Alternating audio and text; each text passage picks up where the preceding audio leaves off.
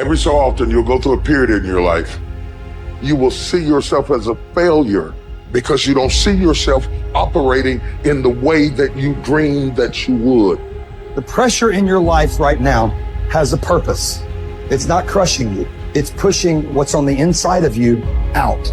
It shows you who you are. It's how you find out what's on the inside of you.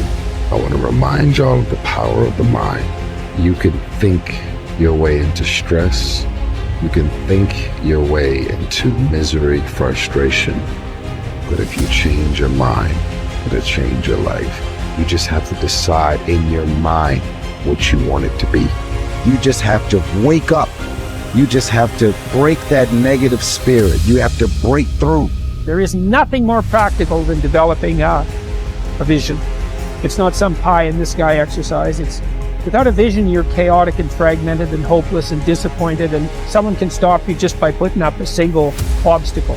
You're a house divided amongst itself. You have no forward movement.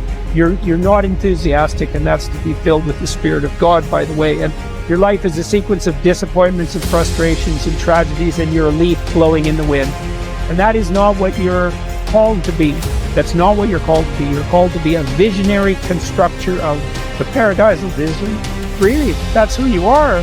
Terrible as that is to apprehend, we already will lose everything we have to lose, right? We're all in this game, man. So there's, whether you want it to be this way or not, you are betting everything on your life. You don't know what you've got until all hell breaks loose. You don't know what you can take until the pressure is applied to your life. You don't know what you can endure until people stab you in the back and walk away from you. You don't know how much courage you have until you've been under fire and under struggle and under tribulation. Just as nature takes every obstacle, every impediment, and works around it, turns it to its purposes, incorporates it into itself, so too, a rational being can turn each setback into raw material and use it to achieve its goal. You can make anything very tough for yourself, or you can do anything playfully. There is nothing really tough or easy. It is the way people experience it that something becomes very tough or something becomes a joyful process. If you make light of yourself, life will never sit heavy upon your heart. It will be light. But you think too much of yourself, everything will become difficult. Sitting, standing, somebody looked at you like this, so much difficulty, isn't it? Somebody did not look at you, so much difficulty. This is because you have made yourself bigger than what you are. You have ideas about yourself, exaggerated ideas about yourself. If you become too serious about who you are, then everything becomes difficult. If you carry yourself lightly, then everything is with ease. There's two great words of antiquity everybody should learn. Here they are, one's positive and one's negative. Here's the positive word from antiquity. Behold. That's the positive word. Behold the possibilities, behold the opportunity, behold the future and give it design. Behold and look at the chances you've got. Behold, spring has come. Behold, the day has arrived and the sun is shining and the shadows are fleeing away. Behold, the next person you can meet might be your friend for life. Behold, the next person might be a colleague forever. Behold, that's the positive word, behold. Now, here's the negative word, beware. Beware of what you become in pursuit of what you want. Beware. All of our lives we have to deal with behold and beware. When a kid goes to school, it's behold the opportunity and beware the dangers, behold and beware. So beware of what you become, pursuing what you want. Some things I went for in the very beginning cost me too much. I got so obsessed with some things that I found out later the price was too big to pay.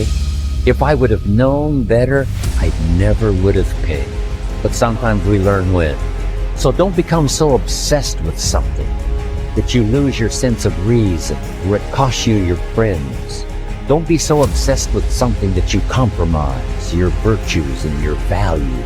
The story says Judas got the money. You say, well, that's a success story. No. It's true, 30 pieces of silver was a sizable sum of money, but it was not a success story. His name was Judas. Doesn't that ring a bell? It makes all the difference in the world. Judas got the money. Here's something interesting about the story of Judas. After he got the money, he was unhappy. Someone says, well, if you had a fortune in your hand, why would you be unhappy? And here's the key. He was not unhappy with the money. He was unhappy with himself.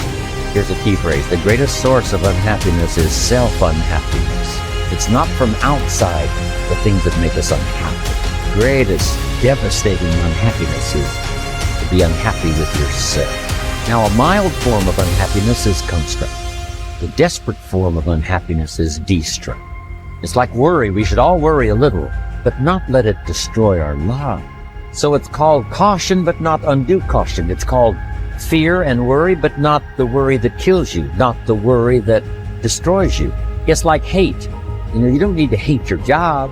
Save your hate for the important things like evil, like the weeds that attack your garden, like the diabolical ideas that try to entice your children. You don't need to hate everything. I hate this, I hate that. That's the misuse of your hate. Save it for the things we really must hate. How long are you going to wait before you demand the best for yourself and in no instance bypass the discriminations of reason? You have been given the principles that you ought to endorse, and you have endorsed them. What kind of teacher then are you still waiting for in order to refer your self-improvement to? You are no longer a boy, but a full-grown man. If you are careless and lazy now and keep putting things off and always deferring the day after which you will attend to yourself, you will not notice that you are making no progress, but you will live and die as someone quite ordinary. From now on, then, resolve to live as a grown-up who is making progress, and make whatever you think best a law that you never set aside. And whenever you encounter anything that is difficult or pleasurable or highly or lowly regarded, remember that the contest is now. You are at the Olympic Games. You cannot wait any longer, and that your progress is wrecked or preserved by a single day in a single event. Success is both a journey and a destination, isn't it? It is both the steady, measured progress toward a goal and the achievement of a goal. Success is an accomplishment, whether it be great or small, and it's an understanding of the potential and power of an entire human life. Success is an awareness of value, and it's the cultivation of value through discipline. It can be tangible or intangible. Success is a process of turning away from something in order to turn towards something else. From no exercise to exercise, from candy to fruit, from not investing to investing. Success is responding to an invitation to change, to grow, to develop, to become, to move up to a better place with a better vantage point. But most of all, success is making your life what you want it to be, considering all the possibilities, considering all the examples. What do you want for your life? That is the big question. Remember, success is not a set of standards from our culture, but rather a collection of personal values, clearly defined and ultimately achieved. Success is your better life for you, the design you give it, the dreams you accomplish. Making your life what you want it to be for you, that is success.